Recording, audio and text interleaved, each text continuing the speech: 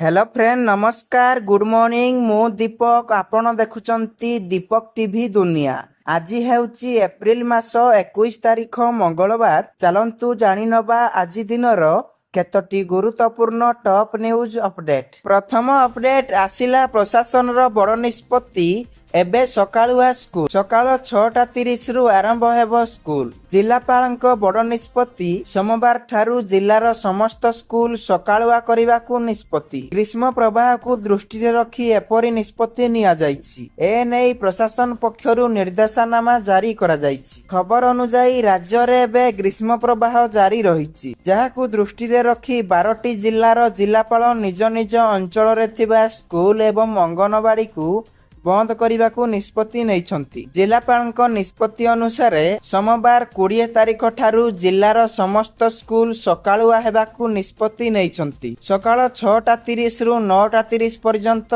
School खोलिबाकू निर्देश दैछंती। परवर्ती खबर केंद्र सरकारी कर्मचारींक पई खुशी खबर। 2% बढ़िला महंगा भत्ता। 58% रु 60% को वृद्धि हेला महंगा भत्ता। केंद्र कैबिनेट महंगा भत्ता वृद्धि प्रस्ताव को मंजूरी करिछि। पिछला भावे वर्धित महंगा भत्ता जनवरी 1 रु लागू हेबो। उभय केंद्र सरकारी कर्मचारी एवं पेंशन भोगी उपकृत हेबे। कैबिनेट मीटिंग डीए रे 2% वृद्धि को मंजूरी दैछंती। परवर्ती खबर आज चाषींको अकाउंट को आसीबो सीएम किसान टंका।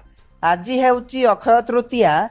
पवित्र अक्षय तृतीया अवसर रे राज्य स्तरीय कृषक दिवस उत्सव पालन अवसर रे मुख्यमंत्री मोहन चरण माझी सीएम किसान रो सहायता राशि चाषी को प्रदान करिवे। 50 लाख रु ऊर्ध्व चाषी को पाखापाखी 1000 कोटी टंकार सहायता राशि बांटिवे मुख्यमंत्री। एक स्वतंत्र कार्यक्रम रे मुख्यमंत्री मोहन चरण माझी उद्बोधन मध्य करिवे। अक्षय तृतीया उपलक्षे आखिमुठी अनुकूल करिबा परे मुख्यमंत्री मोहन चरण माझी नाममात्र एवं क्षुद्र एवं भूमिहीन चाषी खाता को सीएम किसान टंका पठाइबे। 1000 कोटी रु ऊर्ध्व टंका चाषी अकाउंट को आज पठाजिबो। परवर्ती खबर सकाळू सकाळू भारतर जहाज उपरे बड़ अटैक। देश रे हाई अलर्ट। ईरान द्वारा हरमुज प्रणाली को बंद करिबा पई नवीकरण करा जाइथिबा पदक्षेप मध्यरे एक भारतीय तैल टैंकर सफलतार सह एही गुरुत्वपूर्ण जलपथ को परिवहन करिथिला। जेतेबेले अन्य 4टी जहाज फेरी जाइथिला। जहाज ट्रैकिंग तथ्य अनुसार